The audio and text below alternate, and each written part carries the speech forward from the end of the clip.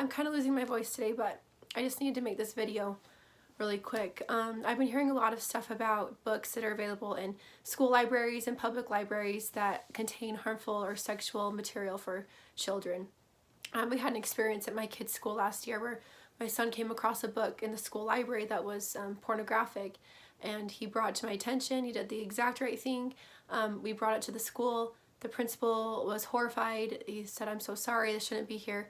And then the librarian ended up defending it really, really strongly, and which completely baffled me that she felt like this book needed to be in an elementary school library. And she ended up really putting my son in a horrible and inappropriate position. So that was dealt with. That's a different story. But since we had that experience, I've been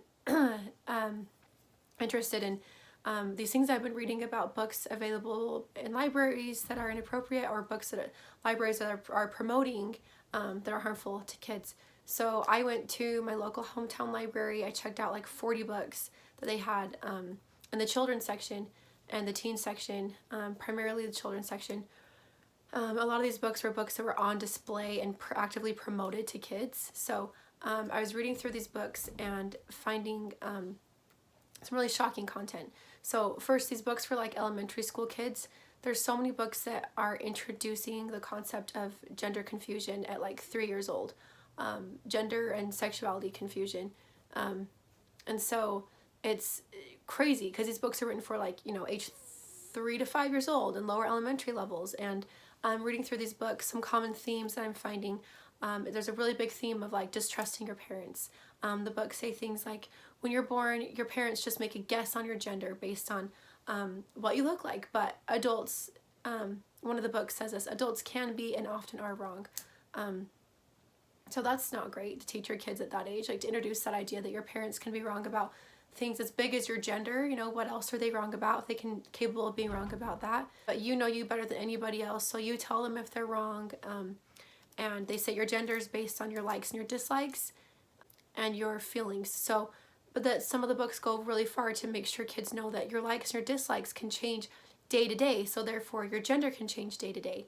And they kind of encourage kids to think like, you can come out as transgender when you're 5 years old, and if you end up changing your mind, no big deal. You can change your mind every day if you want, and it's no problem. And I think that's so harmful to tell kids they can make this life-altering decision at 5 years old, and there's little to no consequences that come with it. That's not honest, and that's dangerous to teach our kids.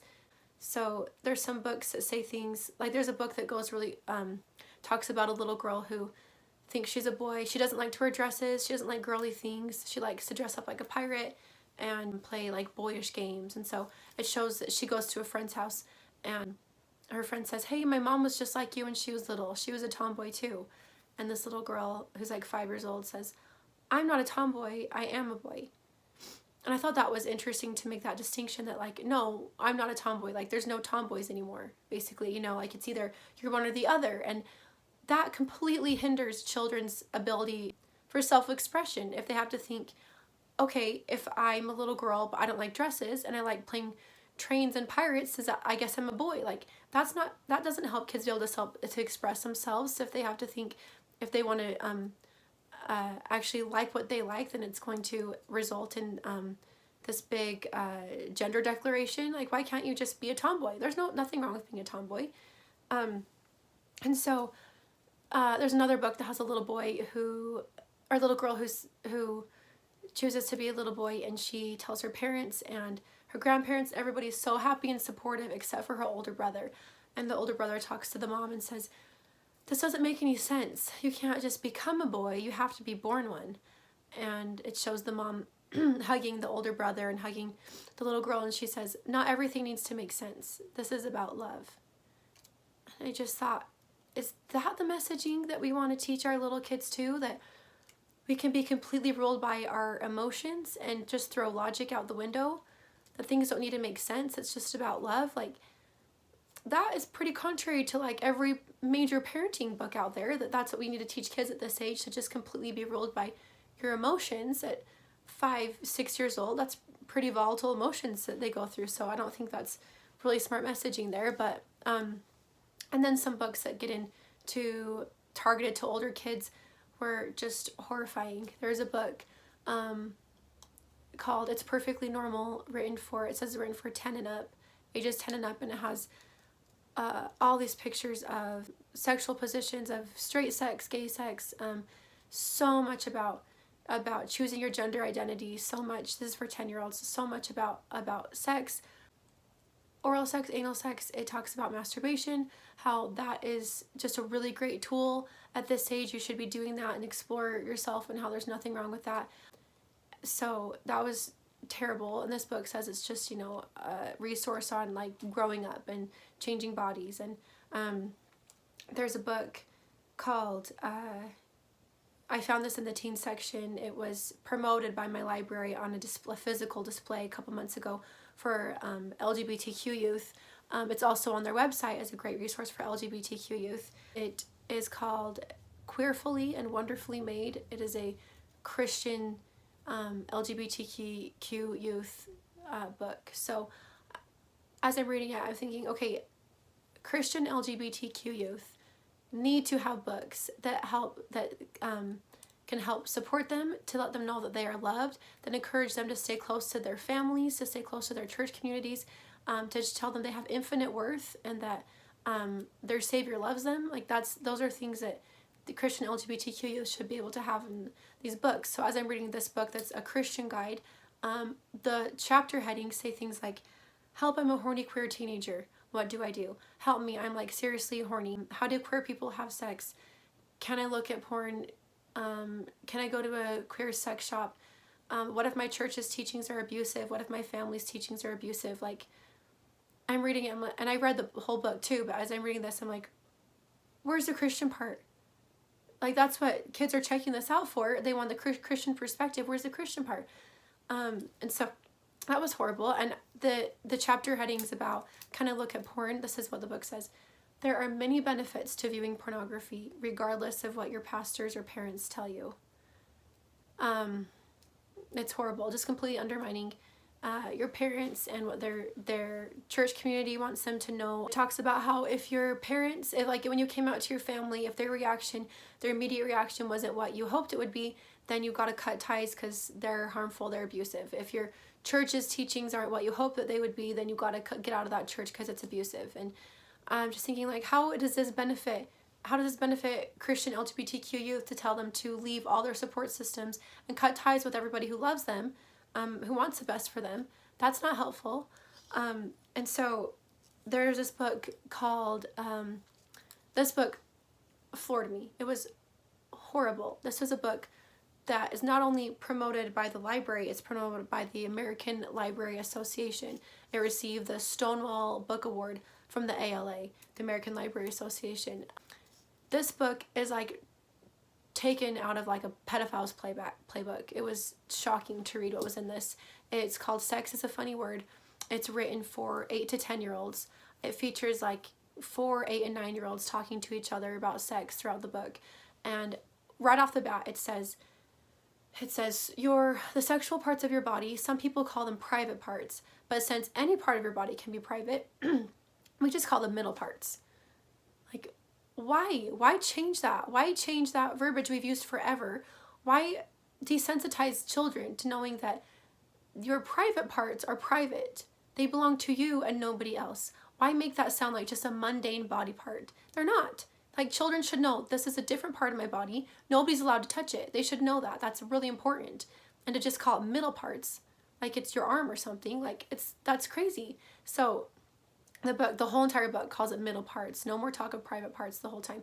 In fact, it doesn't say middle parts. It goes a lot more in depth than that. But one of the things it says, it tells kids the whole time, like, do you like being naked? How do you feel when you're naked? And do you like being called sexy? And it encourages kids to say things like call each other sexy and use that kind of language. This is for 8-year-olds. Who is calling your 8-year-old sexy? If somebody is, call the police. That's crazy. That's not okay. Your 8 and 9-year-olds shouldn't have that language in their relationships.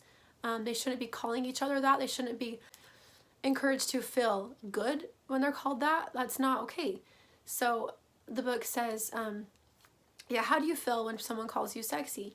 The books talks about masturbation and encourages kids to do that and tells them that it's completely normal and such a wonderful part of life. And then these are 8 and 9-year-old kids. Oh, and then it says, has a little girl in there say, does your family have any rules about touching yourself?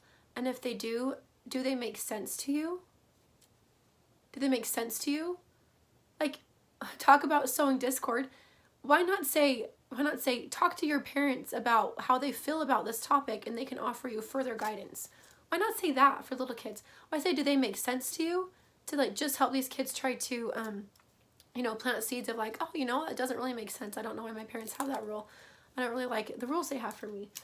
So, and then one thing that's horrifying in this book is towards the end, it has a page that says, some people think that sexy feelings should only happen in grown-up relationships. I was like, some people? Everybody thinks that. That is pretty universally accepted. Everybody thinks that should only happen in grown-up relationships. Only pedophiles or child molesters would disagree with that statement. Yes, that should only happen in grown-up relationships. Sexy feelings should only happen in grown-up relationships. That is not something that's debatable. So I just can't understand a lot of these points this book was making. And then to see that it's given an award from the American Library Association, and then you go back and think about wait a minute, the ALA promoting the drag queen story hours across the country that was happening. I know when I lived in Cleveland a few years ago, and our local library in Cleveland was doing this, drag queen story hours for kids. When I went and talked to librarians about it and expressed my displeasure with it, they were so defensive and acted like I was the problem here, that how dare I not want my my 4-year-olds to be in a room with drag queens being read stories to, drag queens who are adult grown men who dress up like hyper-sexualized figments of what they view womanhood as. I guess it's incredibly offensive in the first place, but also hyper-sexualized. So what's the benefit of having our kids be read stories to by drag queens? The ALA promoted this idea for their libraries all across the nation. If you Google this, you will see you'll see videos of drag queens twerking in front of rooms full of 5-year-old children. You will see stories of some of the drag queens who attended this actually having past convictions for child molestation. I just what's the point of that? What's the point of that? What's the point of the library giving these types of books awards or physically actively promoting these books to children? There's a difference between sexual education and sexualizing. And what many of these books do is sexualizing. That's not what we need for our children. It is the parents' job to teach these topics, to decide when and how to teach these topics to our children. It is the parents' role.